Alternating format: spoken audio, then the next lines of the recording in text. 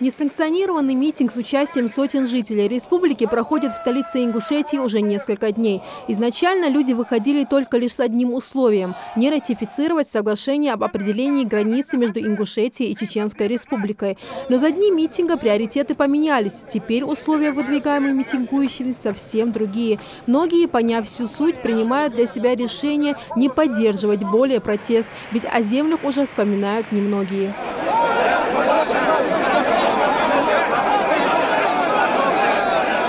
В попытках дестабилизировать ситуацию в регионе отдельные заинтересованные в этом вопросе люди толкают молодежь на необдуманные шаги. Удивительно в этой ситуации и то, отмечают специалисты, что только 10% их трафика производится в Ингушетии, а остальное – это Москва. Впрочем, призывы выйти на митинг для зачинщиков могут обернуться тяжелыми последствиями, вплоть до уголовного преследования. К таким призывам возникает право у генерального прокурора, либо его заместителей обратиться в Роскомнадзор с требованием о принятии мер по ограничению доступа к тем или иным ресурсам.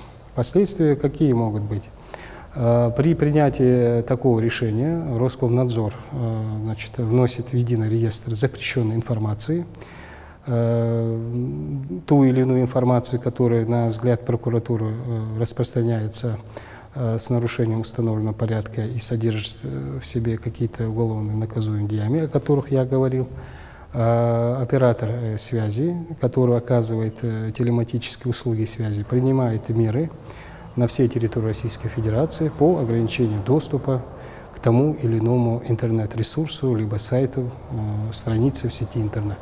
Улицы в Магасе перекрыты, движение практически парализовано. Многим госслужащим проблематично добраться до места работы. От этого страдают сотрудники различных министерств и ведомств.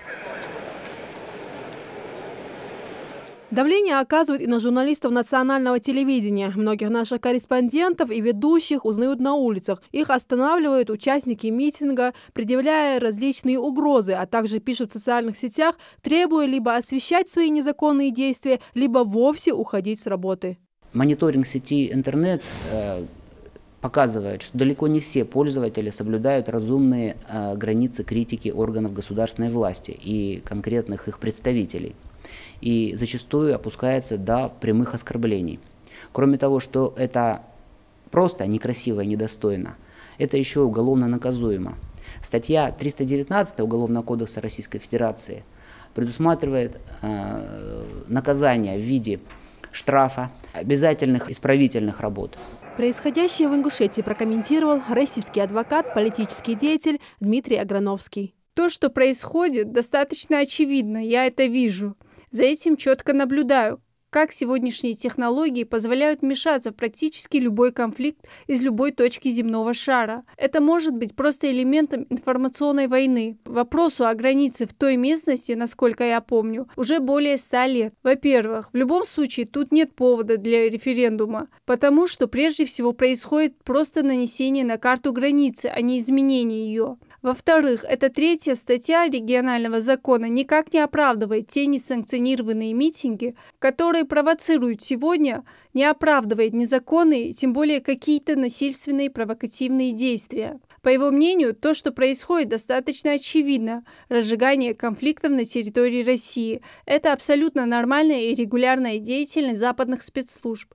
Ни для кого уже не секрет, что всю территорию нашей страны мониторят западные специалисты. И когда поднимается столь болезненный вопрос, застарелая нерешенная проблема, то здесь можно ожидать серьезного вмешательства, считает Аграновский. Я не знаю, насколько люди меня послушают, но я сейчас всех бы призвал к сдержанности. Если ситуация начнет выходить из-под контроля, если стороны перейдут к насилию, то совершенно очевидно, что проиграют все не только в Ингушетии, Чечне, но и в Москве. Пострадают все россияне, подчеркнул Аграновский. На его взгляд, надо критически оценивать всю ту информацию, которая на Ингушетию сейчас льется из соцсетей.